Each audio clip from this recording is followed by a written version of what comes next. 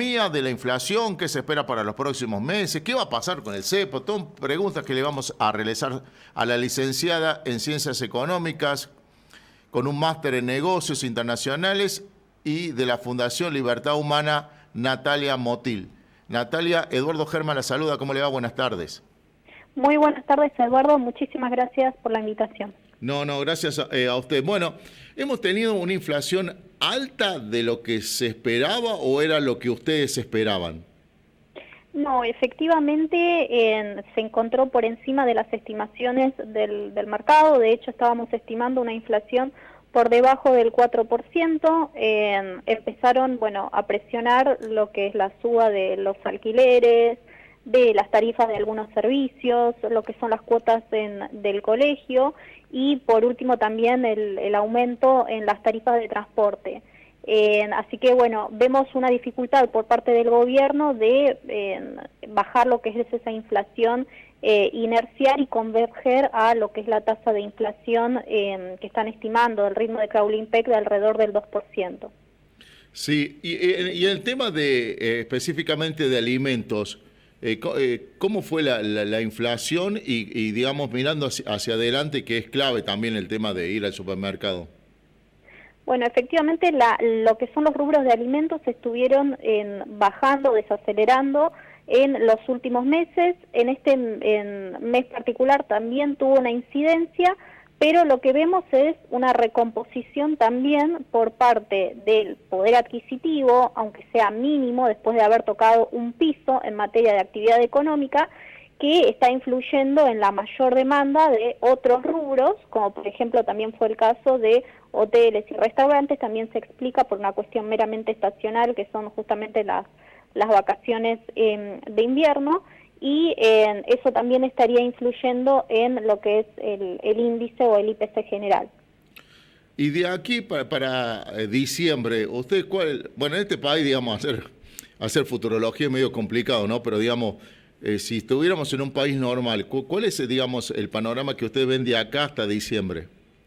Bueno, va a ser clave lo que es la baja del impuesto país, cómo va a incidir sobre lo que es la inflación en el mes de septiembre, porque recordemos que, está impactando negativamente porque es un costo mayor y eso se traslada al precio final del producto, ese famoso impuesto país, o lo estaba hasta la baja del mes de septiembre. Entonces, uno estima que a medida que eso empiece a bajar, que vuelve a los niveles previos de lo que era diciembre del 2023, va a incidir positivamente y puede llegar a profundizar lo que es la desaceleración de la inflación, y las estimaciones están entre medio punto y un punto porcentual de incidencia sobre la inflación. Habría que ver en el mes de septiembre cómo viene la dinámica. Vamos a ver si el gobierno logra bajar lo que es la inflación por debajo del 3%. Si no logra hacerlo, creo que va a tener un poquito de mayores dificultades en los próximos meses. Si logra superar esa barrera, ya estaríamos hablando de que logran por lo menos cerrar lo que es bajar lo que es la inflación inercial, apuntar a lo que es la inflación núcleo, y ya a partir del 2025 realmente veríamos una fuerte desaceleración de la inflación convergiendo a lo que es el 2%. Pero va a depender muchísimo, primero, en cómo va a impactar esa baja impositiva, cómo también está afectando la política monetaria y fiscal contractiva de los primeros meses del año, y además de, realmente cómo viene también impactando en lo que es el tipo de cambio y las condiciones externas, que nunca hay que dejarlas de lado. Si miramos todo este escenario de lo que tenemos en el país, ¿usted cree que hemos tocado fondo? ¿Estamos con ese sistema de B que todavía tenemos que ir hasta fondo? ¿Estamos saliendo? ¿Hay reactivación? Obviamente que si uno le pregunta al común de la gente no se ve en el bolsillo, ¿no? Pero digamos, en base a lo macro.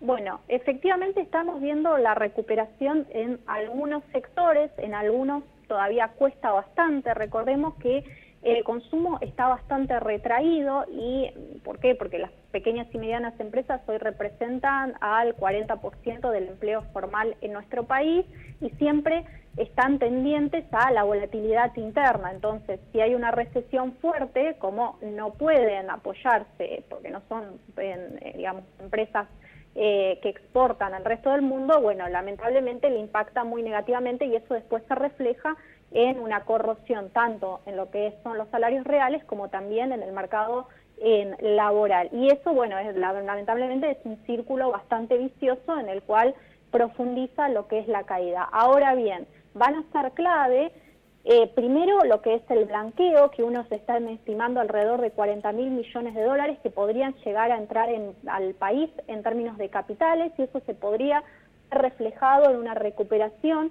o un impacto positivo en lo que es el sector real, y también lo que es el RIGI, esta promoción a las grandes inversiones, que también se está estimando alrededor de 130.000 millones de dólares que podrían llegar a ingresar a la Argentina a partir de este segundo semestre y principios del 2025, que también se traducirían en, bueno, más empleo, en mejora de lo que son los salarios reales. Hoy lo que tenemos que confiar es que con las políticas que se llevaron adelante de estabilización macroeconómica, junto con, bueno, la desregulación, la ley bases, el DNU, esto del blanqueo, puede llegar a favorecer que los capitales externos terminen amortiguando el impacto interno y de esa forma generar una salida un poquito más acelerada en materia económica en los próximos meses. Va a ser bastante fundamental a ver si ingresan o no esos dólares, uno está estimando que sí, y lo que sí vemos los que tienen quizás sectores ventajas comparativas más importantes, como es el sector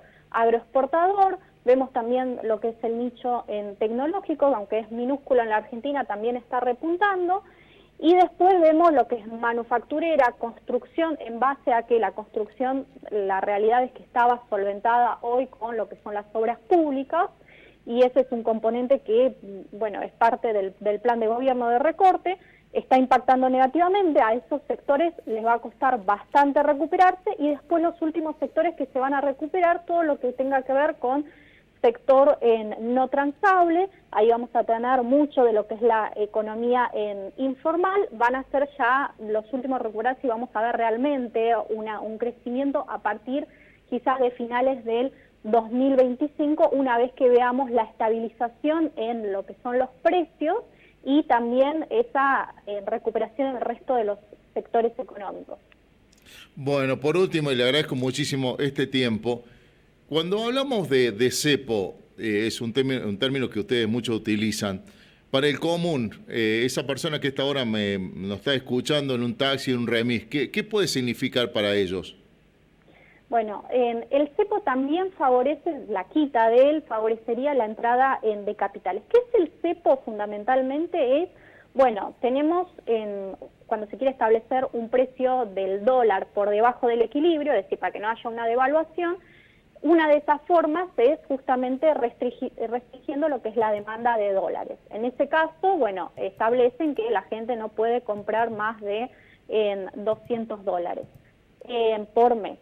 En ese sentido, lo que está pasando justamente es la escasez de dólares. Una vez que entren capitales, que entren más dólares y haya una mayor oferta de dólares, efectivamente nosotros podemos estar en la situación en la cual podemos salir del cepo, y en ese sentido podríamos hablar de una salida. Pero eso únicamente puede llegar a pasar a partir del segundo trimestre del año que viene, y una vez que se haga eso se va a traducir a más capitales, más empleo, porque entrarían más también en empresas que podrían llegar por la cuestión de reglas claras, y mejora de lo que son los salarios reales.